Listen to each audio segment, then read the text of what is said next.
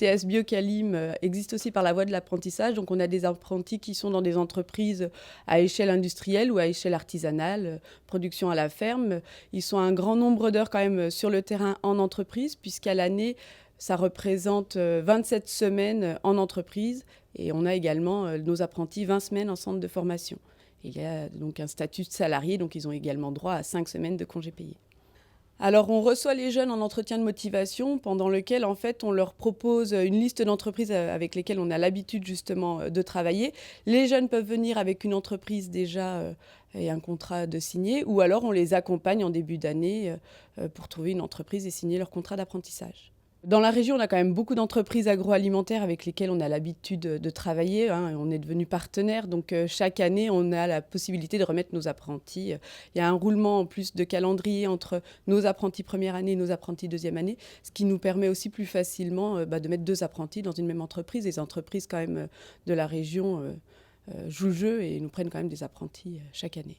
En début d'année, on a des réunions avec les maîtres d'apprentissage pendant lesquelles on construit un tableau stratégique de formation et on se met d'accord sur ce qui est vu en centre de formation et ce qui peut être vu aussi en entreprise pour construire globalement le parcours professionnalisant de nos jeunes.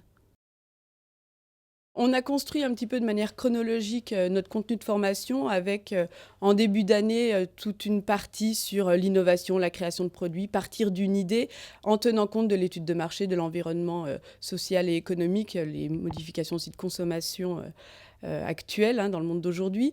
On a poursuivi avec une logique sur l'organisation de la production, quels sont les outils qu'on va utiliser justement pour mener une production, pour fabriquer ces produits innovants, valoriser la qualité, l'hygiène avec les signes de qualité, etc. En deuxième année, on est sur de la conduite pure de production, mener des productions, organiser le travail en équipe, tout ce qui est attrait aussi au management. Et enfin, on travaille sur tout ce qui est optimisation des performances, stratégie RSE. On est vraiment sur une chronologie logique qu'on pourrait retrouver dans une entreprise. Après un BTS Biocalim, on peut partir en production, fabrication, conduite de ligne, conduite d'atelier, en assurance qualité aussi, qualité, environnement, sécurité sanitaire. Ça peut être sur des postes en laboratoire, des postes en logistique, en maintenance, tous les métiers de l'agroalimentaire au final, puisque les métiers de l'agroalimentaire sont nombreux dans une entreprise. Parmi les matières qu'on peut retrouver dans le BTS à Biocalim, on retrouve tout ce qui est général. On retrouve de l'économie générale, du français, de l'informatique, statistique. Mais on retrouve essentiellement des heures spécifiques au BTS à Biocalim, type génie alimentaire, économie filière, génie industriel.